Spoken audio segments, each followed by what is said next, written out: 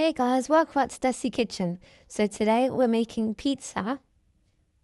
So here we've got our flour. So you can use any flour, multigrain, whatever, but this is just like some plain flour. So this is what we've used to measure it. So we've got 2 of these and we've put it into our bowl. That's about how much you need. So that's around like 50 grams maybe, not really much. So here we've got some room temperature water because when we put yeast obviously in the water, then it's got to like sort of melt, because if you have too hot water, it doesn't work.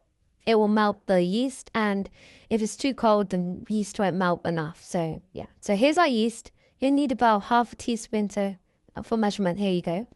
And half a teaspoon of salt. That's just for flavor, to make the pizza sauce taste a bit more better. So first we're going to mix our yeast and salt into our water. So let's just move this to the side. And this too.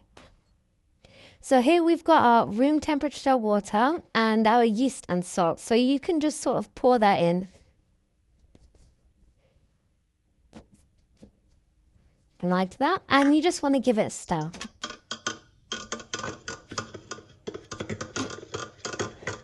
Make sure to mix it well. You don't want any sort of lumps of yeast in there, because when you cook the pizza, the yeast is got to help it to sort of expand.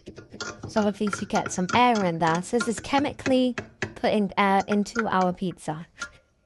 So here is our yeast. We've mixed it. So now we're going to put it in our plain flour. You don't want to put too much in at a time, just maybe like a little bit.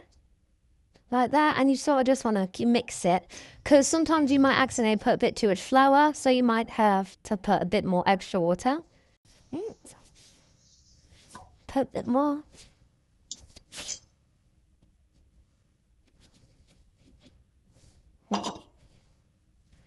Make sure the water doesn't get too cold, because if it gets too cold, like I said, the yeast won't properly form in the oven.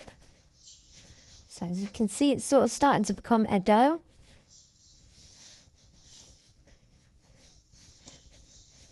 It is a bit sticky, but you want to just, if it's a bit too sticky, once you finish sort of mixing all your water in, you can add just a little bit more flour and it should hopefully help. Yeah, just make sure to sort of knead that all in.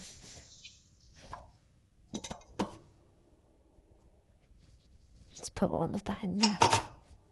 You want to put the water in about 2 or 3 goes, maybe 4, just to make sure it doesn't go too sticky or you've got too much water.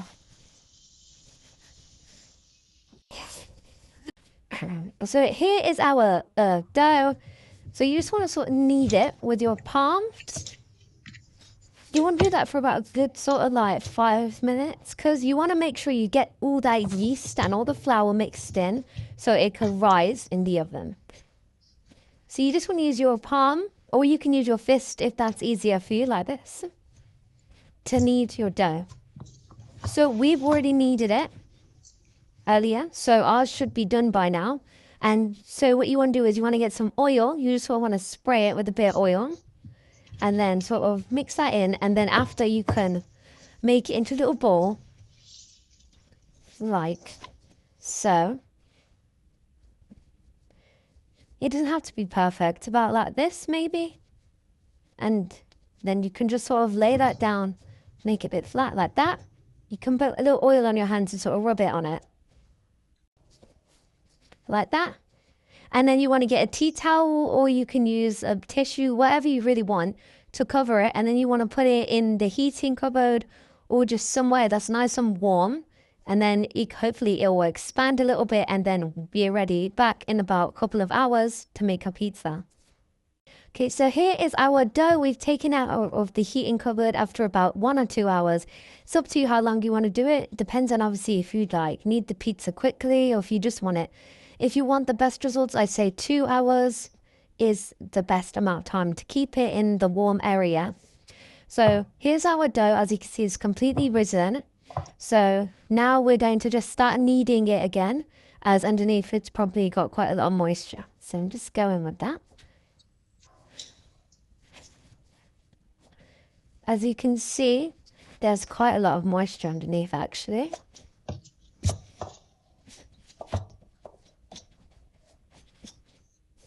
And you just want to do this for about 5 minutes or so. So we'll get back to you once I've finished kneading. So here is our dough. We've put it in sort of like a circle. So now we are going to roll this into our sort of pizza shape.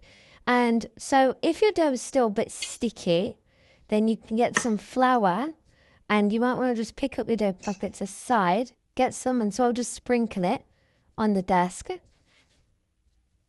You might not be able to see this, but if you look quite closely, you probably will. There you go. You just like that. You don't want it all in one clump, otherwise it can get too much. So you want to get your dough, you want to put it here, you just want to flatten it out. And then next we are going to just roll this out with our roller pin. Okay, so here is our pizza. We've rolled it out, the dough. It's not perfect circle, but it's good enough. So we are going to get our tray and just pop that to the side so we can quickly just put it on. So hopefully the shape doesn't get ruined. So you might just want to slightly pick it up. Now and quickly just sort of throw it on. Yeah. And you can sort of use your hands to sort of spread the dough. So give the dough around.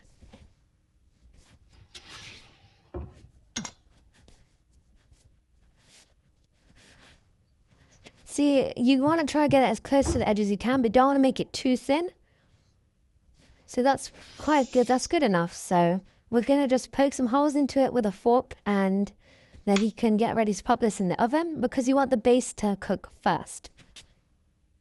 The reason you want the base to cook first is because the base sometimes can take a bit long, and your ingredients, such as the cheese or the tomato sauce, it can tend to burn quite quickly as they cook really easily.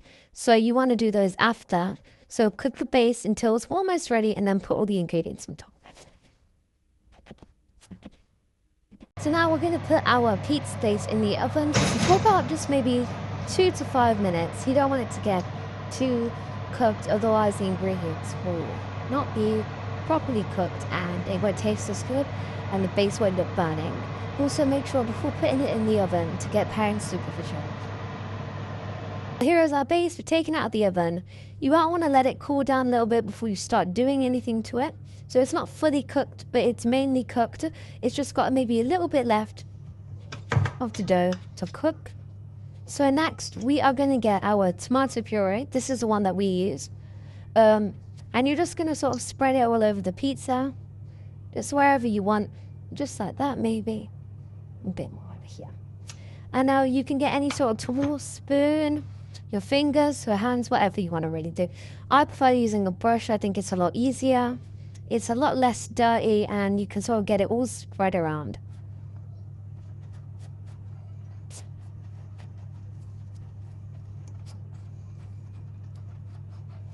You can put as much or as little as you like. Obviously, it depends on what your sort of preference is. This is sort of my preference. Not too much, but also not too little. So you can see you're sort of spreading it all around. Make sure to sort of leave these little corners if you want to make a crust, which is sort of what I'm doing. I don't really want it to go all over, because when you hold it, then you're going to have just like a big lump of sort of sauce. So it's a lot better to sort of just make sure you leave the sides out a little bit. So here is our pizza, obviously with the sauce. So next we're going to get some cheese. We use mozzarella cheese. You can use cheddar, you can use whatever you want, but I prefer mozzarella. I feel like mozzarella is a bit more cheesy and it just gives you that more realistic restaurant style pizza, if that's what you're looking for. So you can just sort of do a couple handfuls. Like I said before, same with the sauce. Do as much or as little as you want. You don't have to do sort of the same amount as we did. But I like really cheesy pizza, so I'm just going to go for as much as I can. Just sort of want to spread it out just like that. And I think, just pour all this out. And I think our pizza should be ready to go in the oven. So here's our pizza. We've taken out of the oven. The cheese is melted just a little bit. So now we can put our toppings on and then we'll put it back in the oven and the cheese should hopefully fully melt. And it should look quite nice. So you just want to sort of spread them around. This is obviously based on what you like. So we're doing some peppers, tomatoes, some onions, and some jalapenos. So we're doing a veggie pizza, but you can do like pepperoni for a meat pizza if you want, or ham, chicken, whatever you want really. So that's good. And then now we're going to move on to the next ingredient. You sort of just want to place them wherever, sort of just like around. Doesn't have to really be a specific pattern. It's based on whatever you like really. And then you want to get some onions. So you can either use red or white onions. It doesn't really matter. And same with the peppers. You can use whatever color you really want.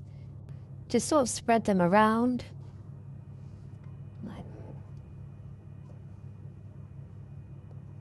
And then just some onions.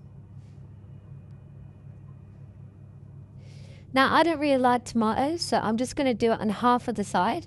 But if you really like them, you can do it all over.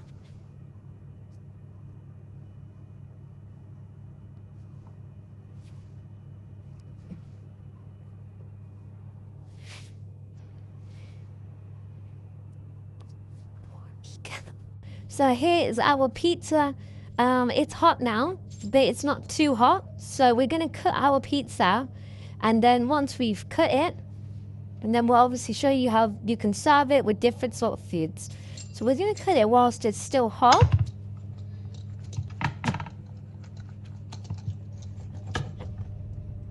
Just like that.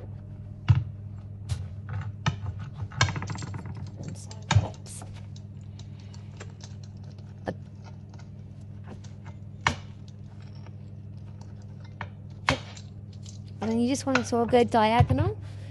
You can try and make the pieces sort of as like the same size as you can. And then just one more cross.